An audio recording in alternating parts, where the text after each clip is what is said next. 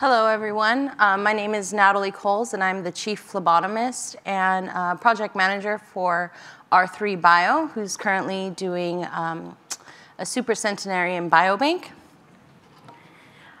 Here, my talk is going to be opportunities and challenges and the super science of supercentenarians.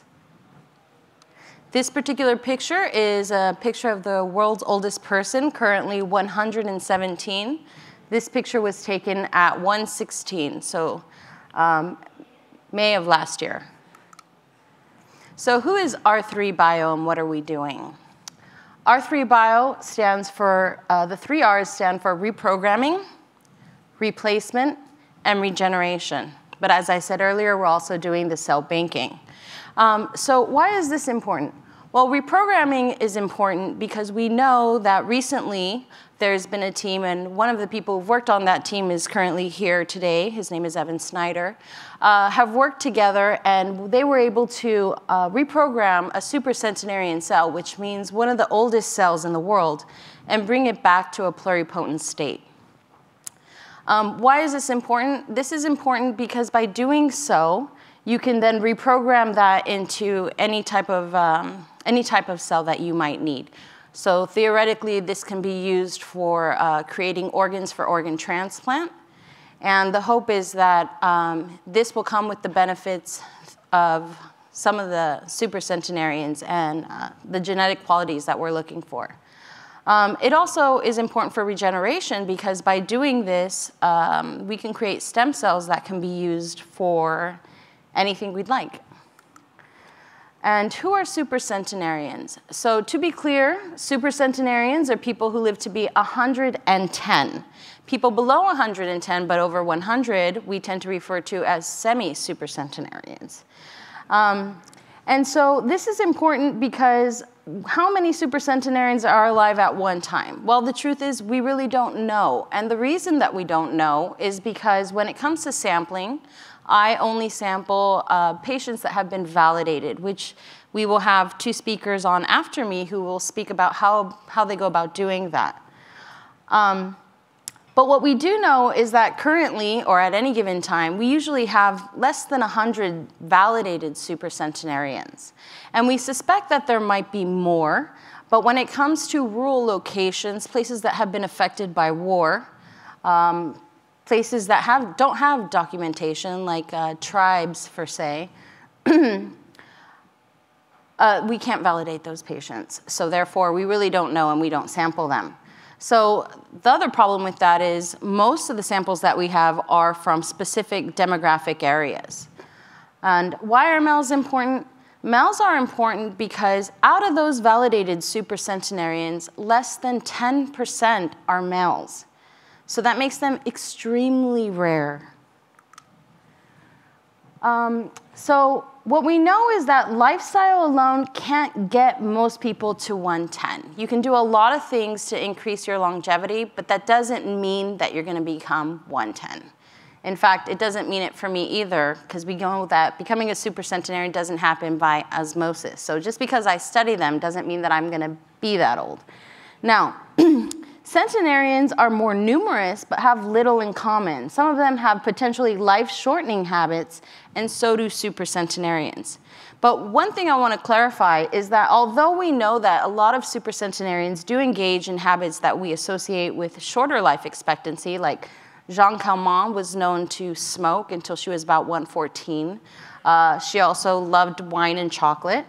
But here's a great example. Here is a picture of my most recent patient, who is John Farrington now. As I said before, males are extremely rare. Well, he was in exceptional shape, but one thing I found interesting was that he apparently has whiskey once a week in the nursing home. And to prove it, this is his bottle of whiskey with his name tag on it so that nobody steals it. So, and one thing, I want you all to pay attention to this picture because I'm going to refer to it in a bit. So here are, so this leads us to believe that genetic factors are particularly important in reaching 110, because not only do we see that They look younger, they feel younger, cognitively and physically they act younger, but also we see some of these traits showing up with the offspring. So one thing I want to mention is that not only do we draw the supercentenarians, we also draw their offspring as well to see if we can find any commonalities between, the mother and the child, or even the father. But unfortunately, Farrington did not have any next of kin to be sampled. So we notice things that are important is personality. So how do they deal with stress, right? One thing with Farrington is he had a great sense of humor. So as you see here, we asked to take a picture. This is the manager of the nursing home who came to help us out. And during the picture, he pretended to kiss her. Actually, he did kiss her. We just didn't get it. Another thing is routine. So he makes sure to go every single day to the rec room for breakfast, lunch, and dinner. And he made it a point to say that even on days where he's not hungry, he makes an effort to eat. I feel that that's extremely important. We know that when supercentenarians stop eating or stop drinking, that's when we start getting prepared for the next phase, which would be autopsy, if in fact we have consent. In regards to social life, all of that comes into play. So personality, routine, and the social life where they can actually engage in all of those. So with John Farrington, not only did he make a point to go to the recreational room for his meals every day, but he also enjoys getting the newspaper. So the manager said when the newspaper came, normally they share it with all the other patients, but Farrington would always get it first. And in regards to social life, he made it a point that every Sunday, he would have a visitor, and that's when he drinks his whiskey with his visitor and catches up on social hour.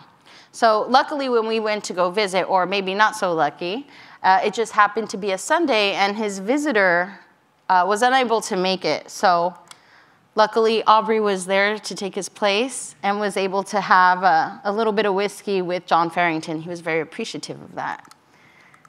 So here, what samples are potentially available when it comes to supercentenarians? Well, we know if they agreed autopsy material, which by the way is extremely difficult to get because we need to coordinate that in advance. We need to be able for the family to consent to that enough for us to start coordinating that. And trust me, that's an extremely sensitive topic when it comes to that because most of the powers of attorney are the children and they really don't want to talk about that. So the other thing that, however, let me go back to autopsy material. The reason this is really important is because although we can do blood samples and we get a lot of information from that, if they consent to autopsy, we're able to study every organ individually, and that's extremely important.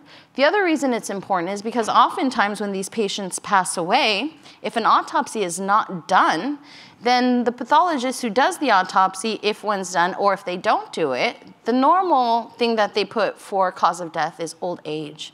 And I know that this room is filled with scientists and academics, and we know that that's really not an answer. In regards to microbiome samples, unfortunately, I only know about one team who plans on doing this, but only has one sample.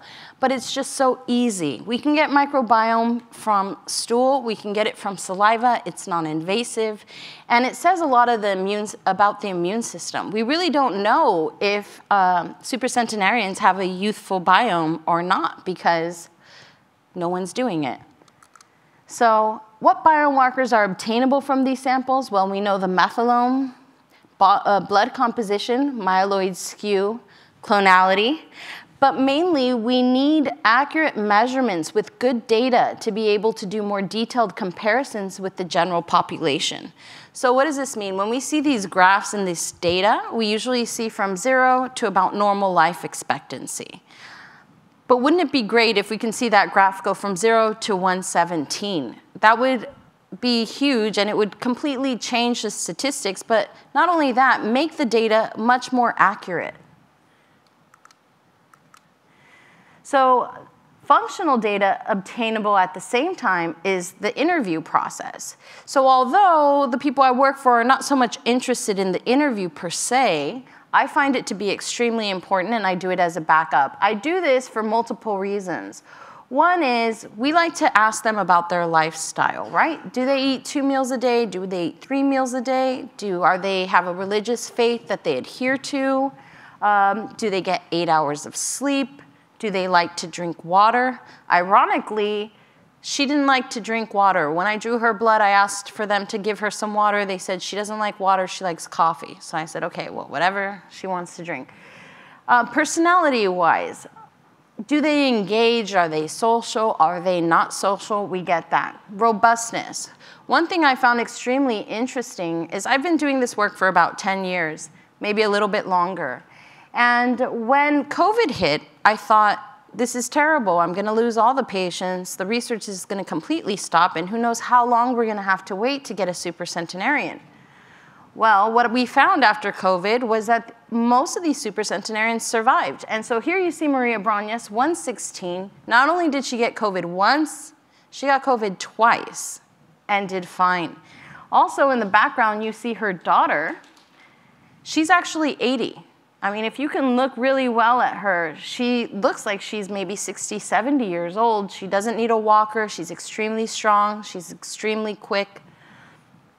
Another thing that we found out, or we observed, was that when I sent the samples of both Brognas and her daughter, I shipped them overseas, which took about 2 days. When they actually looked at the cells, it ended up that Maria Brognas had fewer cells, but in better shape. The daughter had more cells, but not as in good shape as her mother. And so that's actually really interesting. And you might ask yourself, well, why is that? Well, we think it's her dad's fault because it's Brognas who has all the good genetics and the father did not. And as we know, it's a little bit of a mix for their offspring. So here, another thing that we get from the interview is physical function. So when we have the samples, not only do we have the samples, which will give us a lot of information about how they are doing health-wise, biologically, but this actually gives us insight into how are they doing physically. So you can match up the sample with the footage. And this is important because Farringdon right here, the reason I took this picture is it's extremely rare to see a supercentenarian that is not wheelchair bound. Right? One that can walk, one that can stand on their own. So this is actually extremely telling. Not only is he able to stand with a walker, he is able to stand for a few minutes without the walker. And this says a lot about his balance. His alertness, that's another thing that we can get from the interview. How quickly does he respond? How quickly is his recall? Activities, what does he like to do? Vocal quality. A lot of people don't know this, but teams are working on using vocal quality as a biomarker with pitches and pauses. How long does it take for them to think about what they're going to say? How long do they pause in between? Is their voice shaky? Is it firm? Is it high pitch, low pitch? How much has it changed? We tend to notice that the older people get, the more there's a pause and the more shaky their voice becomes. So here, people think it's easy. I've had plenty of people say they want my job, but it's really not that easy. One thing that's extremely difficult about drawing their blood is most phlebotomists, even if you have the most training of anyone I know, what people don't understand is that when I fly all over the world to see these patients, I'm usually landing in an environment that I've never been to before. I'm not familiar. Not only that, so I have to draw these patients in their bed, in their wheelchair. When I was with Brognas, COVID had barely, not ended, but they were allowing people to come in, and so they wanted us to draw her outside, which was a first for me, but luckily I convinced them to bring her inside. But this particular patient, you see, this patient had a stroke at 107, so she has posturing. That makes it extremely difficult for a phlebotomist because normally you have your arm out and you're able to hold it down. These patients are postured where they're very rigid and the arm actually naturally goes in. So I have to make sure that I either have assistance or I'm able to bring the arm down and keep it that way. Also, the scarring makes it extremely hard for visibility. And the other thing you notice is that there's a lot of extra skin. And that is hard for me when it comes to anchoring. Normally, when you draw blood, you have to make sure to anchor the skin downward so that you can put the needle in without it kind of pushing everything in there like that can be painful. But with these particular patients, I don't just have to anchor the arm down, I have to anchor the arm to the side because it's just that much skin. Here is a perfect case of another supercentenarian, and you see how thin she is, extremely frail, right? They suffer from extreme sarcopenia, and if you're not a phlebotomist, you might confuse that big part right there of the upper arm to be a vein, and so of course you might think that's easy. But in fact, that's not, that's the bone. So when I pull back, and even if you see a big amount and people think, oh, well, that's easy. Well, it's not always, because sometimes what you're seeing is actually an artery. It's not something that you really want to mess with. So that can be very difficult. In this particular situation, if you look a little bit to the left, you'll see very faintly that there's a vein there, and that's the one I was able to use. Now here, another barrier that we often encounter and that can make these very challenging is that even if we find a supercentenarian that's close, even if we find that they're validated, there's often a lot of barriers, such as religious barriers, right? So we know like Jehovah's Witnesses don't like their blood to be drawn. In fact, it's against their religion. I use this as an example because this particular patient was Jewish. And when I started talking to the son about it, because he was power of attorney, you know, we got into very detailed aspects of what we planned on doing with these particular samples, what we wanted to do in the sense of reprogramming. And he was extremely uncomfortable with it because of the history of what happened, you know, during the Holocaust.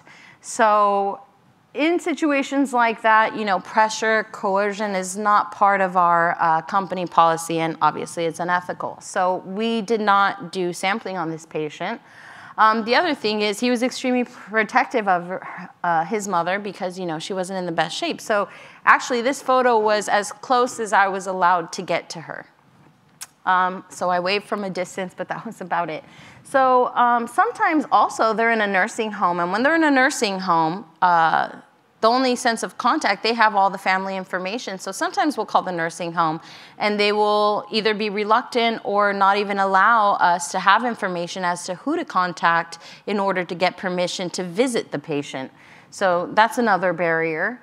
Language barriers can cause confusion. So for example, some of these patients don't speak the language, and this can cause problems because sometimes we need the validator to do translation, and then this makes everything longer, right? Because then you have everything being said like 3-4 times. I have to tell the translator tells the supercentenarian responds, then the translator has to translate it. So that can be very time consuming. Sometimes the medical aspects of what I'm trying to say, such as like reprogramming or clonality or things like that, can be hard to then also translate. So anyway, so everyone must be kept on side throughout. So we need extreme communication, diplomacy, because all it takes is for one person in the room to say, I'm not comfortable with you drawing my grandma, my mom, whichever. And if one person says that, then the whole thing can kind of go downhill from there. So making sure that they're extremely aware of what we're doing, what we plan on doing, how this research is beneficial for humanity, and showing them that we do publish the results in academic journals, and this science is actually legitimate.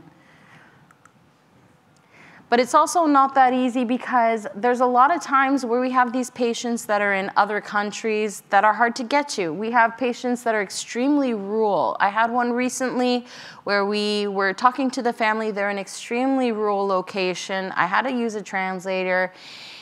And one of the questions the daughter asked me was, why did I want to take a piece of her father's brain? And obviously that's not what I wanted to do. So she just, you know, really had this terrible misconception, and I really tried to explain to her everything we were trying to do and why it was important, but I don't think she really understood it. So in that particular case, I decided to pass because sometimes it's just not worth getting into that kind of drama. Also, when I was recently at a location called Vitalia, maybe some of you have heard of it, the world's oldest man was located in Venezuela, and we had a friend of mine, Jose Cordero, who is here, who is assisting me with this case, and he was able to not only contact the family, but get people that were willing to take me to the patient. The problem with that is Venezuela doesn't like Americans. They don't accept American passports, and they don't have any consulates within the United States where you can apply for a visa. So I had to apply for a visa through Honduras, and it's still in process. And as many of you might know, he has now passed away. So that's also a challenge, right? I was speaking to someone yesterday who has his own validators. He'll be talking again later today. His name is Ben Myers. He was telling me that he had to send, there were validators there, and he was thinking of getting hostage insurance because sometimes it is that dangerous. So this is not easy, right? Not only do you put the supercentenarian, depending on their health, can be at risk, but a lot of people don't realize that the validators and the researchers can be too. So this is not easy work. A lot of times, too, it's difficult to get the sample out of the country. We had a case many years ago when I was working with my late husband in Colombia where we had the documentation, we had the IRB, we had a letter from the university in Colombia that was assisting us with the autopsy, and we had a letter from the professors in the United States in which we were taking the sample. However, you can get stuck with something very simple as the customs agent who really doesn't know a lot of science and is probably getting paid not that much. And he wanted to open our samples, which many of you know that would completely contaminate it and we wouldn't be able to use it. So things like that always pose a problem. So even when you pass one barrier, there's always another one waiting. I like to tell the people I work with that the sample is not guaranteed until the sample is actually in the lab. And even when it is, if for some reason that specimen gets contaminated and you can't make a cell line out of that, you still lose the sample. So it's really a lot of work. And they don't even know if they're able to make the cell line until a few weeks from that because sometimes they can only work with a few cells. We had a patient in England where I got the sample there. Not only did it get stuck in Indiana for weather conditions for an extra 2 days, by the time it did get to the lab, that particular patient, I think at the time, was suffering an infection. And I don't know if that was the reason, but the cells were not well. It looked like they got infected. And later, my boss told me that he was luckily able to save it with one cell. Somehow, he's amazing, got that cell to replicate, and from there was able to establish a cell line and save the sample. But speed is always of the essence. This is a picture of the patient that was in Venezuela who passed away, but for a small period of time, he was the world's oldest man. And their life expectancy is basically only a year, and even then it's pretty much like flipping a coin. We really don't know. Once they live a long time, but once they do go downhill, it's extremely rapid. We also had a patient, and like I said, it also requires a lot of coordination. So I had a patient who agreed to sampling, but within that period of time had a pacemaker exchange. And this patient was, I believe, I don't remember the age, but at a later age. And since then was kind of declining. And so the family was reluctant. By the time I arrived, they didn't want to do any sampling anymore. So also the older they get, the frailer they get. So it becomes riskier and riskier as time progresses. But when it does work out, it's extremely fulfilling. So here we have 2 of the supercentenarians. I could put a complete list of all the ones I visited, but that's a bit much. And I think Waclaw here will be featuring some of those pictures in his talk, who's another validator who will be speaking. So that's basically my talk, and that's why supercentenarians are extremely important for this. We need to start studying aging from a viewpoint of people that are actually successful at doing it, right? So this talk, I just want to mention that this talk is in honor of my late husband, Dr. L. Stephen Coles, who actually pioneered this work with supercentenarians. And my goal is just to continue his work and his legacy. And so here above is information. If anyone thinks that they would be able to collaborate or would like to collaborate, please feel free to see me after the talk. Here's my contact information. This is my email address. And that's about it. So if anyone has any questions, feel free. Thank you. Thank you so much, Natalie. That was a really inspiring talk. Any questions? One right there. Oh, thank you. Thanks, Natalie. Given the critical importance of both exercise and diet throughout people's lives for their longevity, why would you not ask them about their exercise and diet regimes through every decade of their lives, in addition to the snapshot of their centenarian age that you take? Well, to be truthful, I would love to do that. The other thing with these particular patients is my time is extremely limited. Now, if I went and I was just doing survey or data, which I have spoken to some teams that are looking into doing that, then I would. But my priority is getting the blood work. And so I try to ask as many questions as I can, but sometimes I only have about an hour.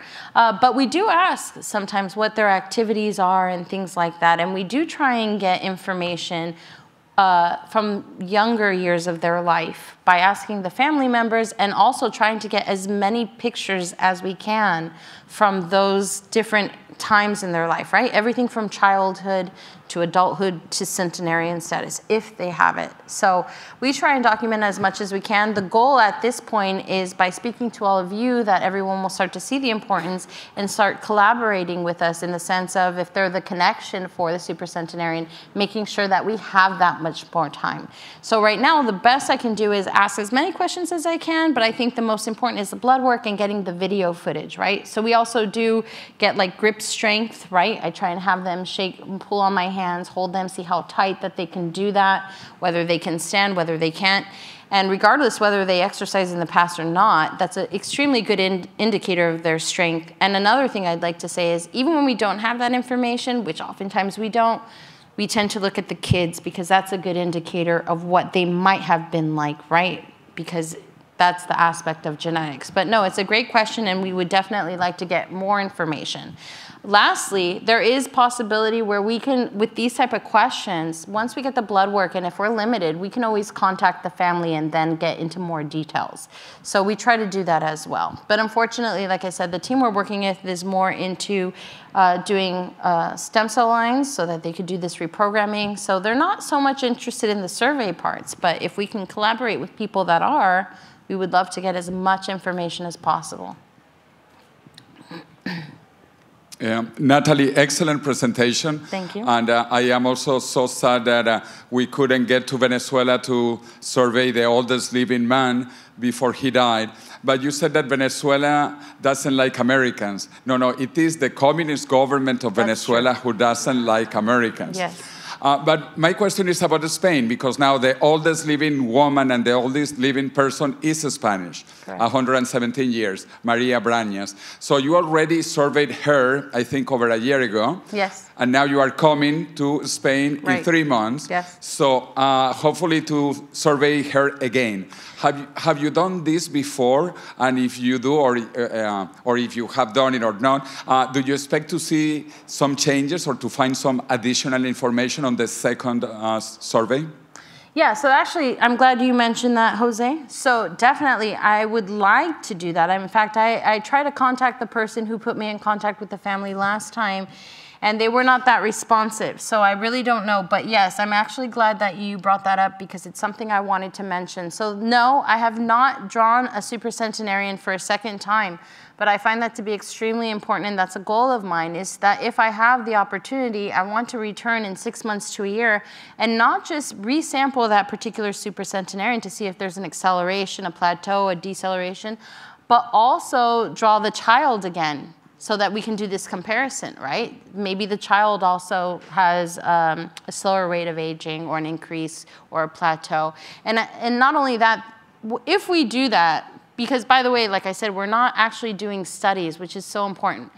But if we can do that and we can bank an extra vial of blood and give it to a team that is doing that, not only do we get to see the changes, but we actually can start getting the data from that as well, right? And start doing longitudinal studies. So start comparing that with the average population, right? Get a normal person, draw them, go back 6 months to a year, draw them, and comparing them to what the normal person who ages versus someone that we know is a super ager.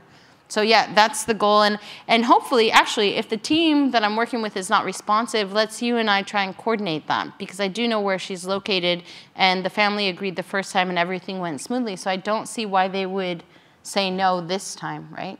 So we'll talk about that later, Jose. Oh, yeah?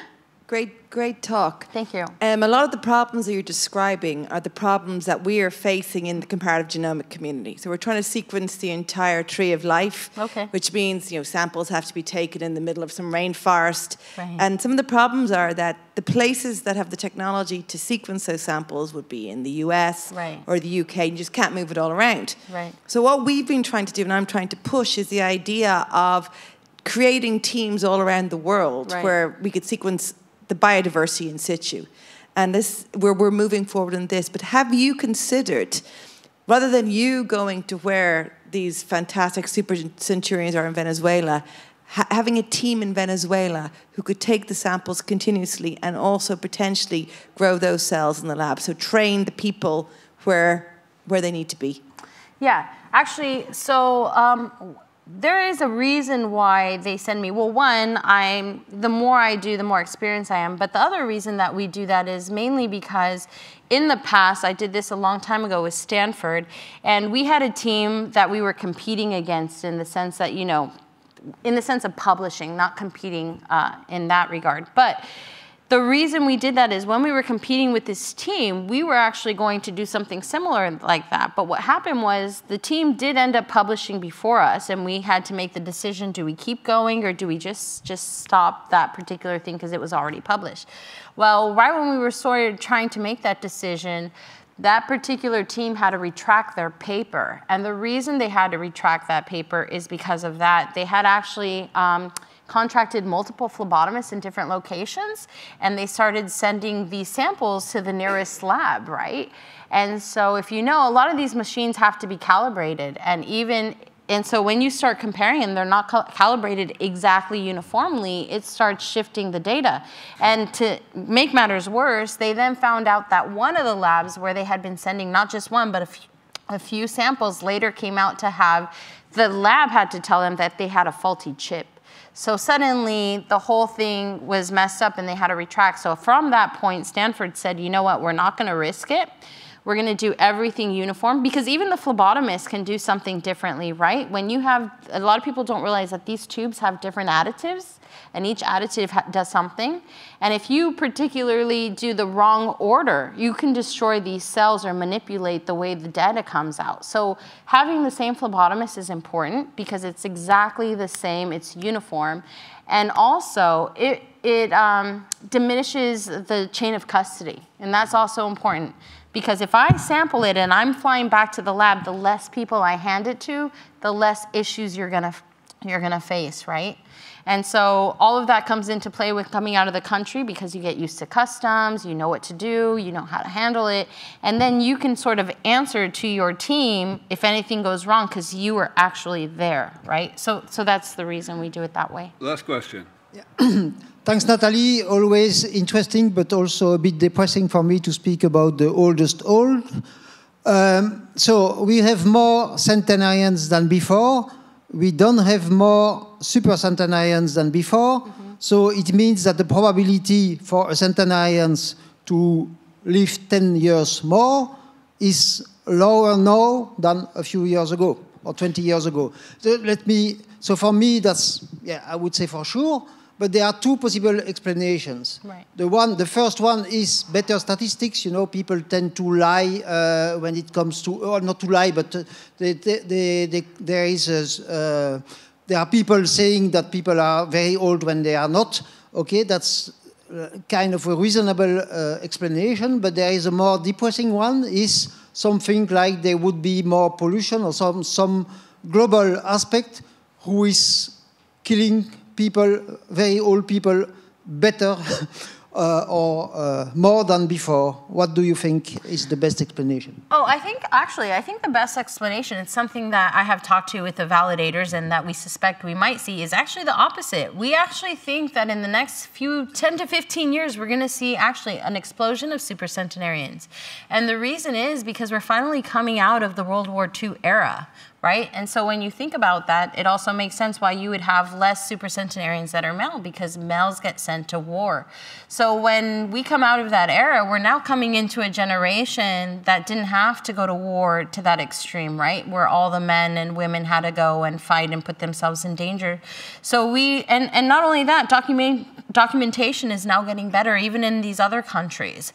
So we actually believe that in the next 10 to 15 years, we're going to see more of them, and not just more of them, but more males. So I think that that's one of the main factors. We have these wars and things that have happened, and that's the goal, is that we will actually get more supercentenarians, not less. All right. Thank you so much, Natalie.